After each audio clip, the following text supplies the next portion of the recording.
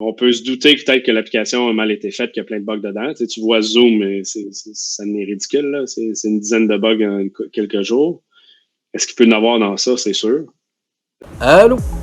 Actuellement, on tente de trouver des moyens de se divertir, de passer le temps, c'est normal, ou même de parler à nos proches pour ne pas se sentir seul dans cette période de crise du COVID-19. Et actuellement, les applications de vidéoconférence gagnent en popularité. Beaucoup d'applications. Beaucoup. Notamment Zoom et House Party, qui sont deux applications qui font énormément jaser pour les bonnes et pour les moins bonnes raisons. House Party notamment, qui est une application ces derniers jours qui a fait parler parce que plusieurs utilisateurs se disent piratés depuis l'installation de l'application.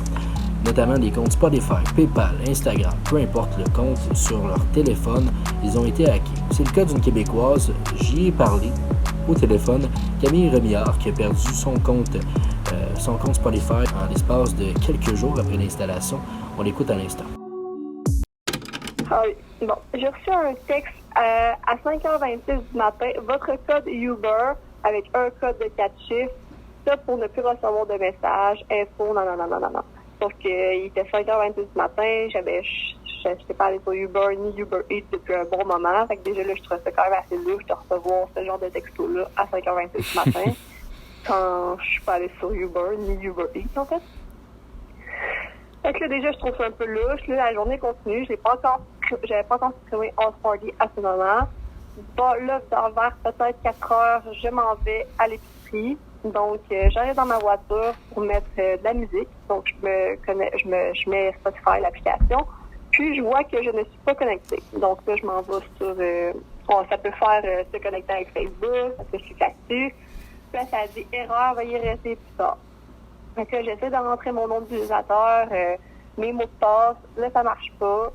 Donc là, je fais mot de passe oublié. Là, il m'envoie un lien à mon adresse courriel. Donc là, je clique sur le lien. Puis là, ça me réouvre une fenêtre dans Spotify. Puis là, ça dit que le lien est expiré. À cause des rumeurs, on dirait que j'ai vraiment comme vu le lien. Ouais. Parce que là, tout le monde en parlait. Sinon, c'est sûr que si ça m'était arrivé banalement, j'aurais sûrement pas fait de lien. Mm-hmm. Mais là, vu que ça se parlait déjà beaucoup sur les réseaux sociaux à ce sujet-là, je me suis dit comme, ok, ouais, ça doit être... J'ai pas vu rien d'anormal depuis 2 jours. Ça fait 2 jours que j'ai supprimé. J'ai pas vu rien d'anormal, mais c'est juste, je peux poser des questions parce que c'est quand même 2 comptes Spotify et Uber reliés avec ma carte de crédit. Mm-hmm. Fait que c'est plus ça aussi que j'avais des inquiétudes. Mais là, j'étais allée voir mes 2 cartes de crédit puis il n'y avait pas de transaction anormale pour le moment. Catherine, comme plusieurs ces jours-ci, s'est exprimée sur les réseaux sociaux pour dénoncer cette application-là. Mais est-ce que c'est réellement possible que l'application soit un nid à hackers? J'ai voulu en savoir davantage. Je me suis renseigné avec Patrick Mathieu Rousseau, qui est le cofondateur du Hackfest, qui est le plus gros événement au Canada concernant le piratage informatique. Quoi de mieux qu'un expert pour nous répondre? Alors Mathieu, est-ce que c'est possible? C'est ça, on le sait pas. C'est sûr que, tu sais, dans ces genres d'applications-là qui sont faites un peu,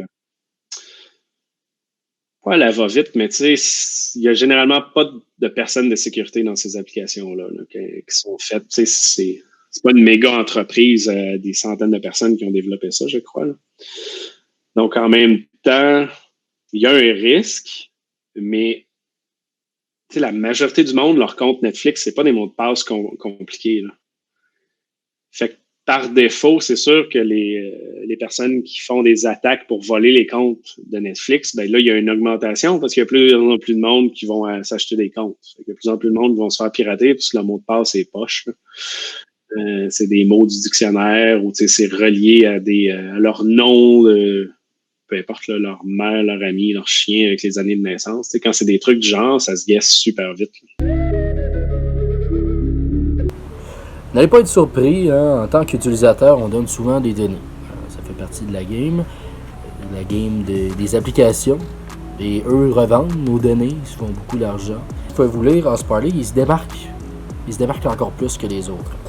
Donc, en plus de donner notre adresse IP, le numéro de l'appareil, votre opérateur, votre nom, la localisation, votre genre ou encore votre galerie photo, eh bien, aussi, un petit hic avec ça, c'est qu'on doit donner aussi toutes les conversations. Ils seront libres d'utiliser le contenu de toutes les communications passées via ces services, donc toute idée, invention, concept ou technique.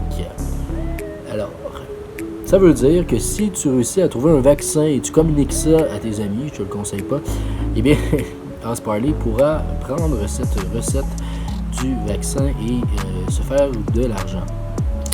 Donc, c'est le côté un peu plus inquiétant de AskParley. En plus de prendre toutes ces données, c'est pas une habitude d'autres applications de web diffusion. L'application demande aussi l'accès au répertoire téléphonique et collecte l'intégralité des contacts. Donc, on peut faire un profil avec tes contacts et tout. Ouais. Alors, si AskParley ne respecte pas les données, eh bien, je vais aller voir ailleurs.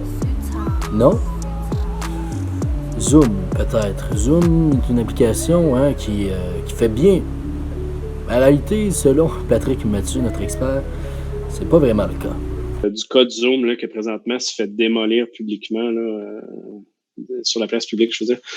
Je pense que ça fait une semaine qu'à chaque jour, ils trouvent des vulnérabilités dedans. Ce matin, je pense qu'il y en a 2. Hier, il y en avait un autre. L'année passée, il y en a eu. Zoom, c'est un cas spécial parce que la direction de l'entreprise a aucun intérêt en ce qui concerne la sécurité et la vie privée des utilisateurs. Mais c'est l'outil le plus connu pour les télétravail, finalement, là, faire de la vidéo à distance. Mais considérant que le CEO, l'année passée, quand il était sorti un méga bug, le CEO a totalement fait le déni comme quoi que c'était important, puis qu'il a même enlevé le mot vulnérabilité de tous leurs rapports publics, là. Fait que là, vu qu'ils se font démolir sur la place publique, on va voir qu'est-ce qui se passe prochainement. On a commencé à utiliser Zoom, nous, au Hackfest, peut-être il y a 2 ans. L'année passée, dans le milieu de l'été, quand le bug est sorti, on a arrêté de l'utiliser parce que la réponse de l'entreprise était ridicule. Puis là, le nombre de bugs et de ventes d'informations privées, ils donnent l'information à Facebook ou ils la vendent, on ne sait pas, de tout le monde à Facebook. C'est juste pour te dire, ils n'ont aucune considération. Pour terminer, pour vous rassurer, pour me rassurer surtout, cette vidéo ne servait pas à vous culpabiliser et à supprimer vos applications, tout simplement. C'est de vous sensibiliser et de savoir qu'est-ce qu'on donne comme données lorsqu'on télécharge ce genre d'application gratuit qui est très à la mode ces temps-ci. Alors, c'était Jérôme Gagnon. J'espère que ça va bien aller. On reste fort psychologiquement durant cette crise. Bye bye.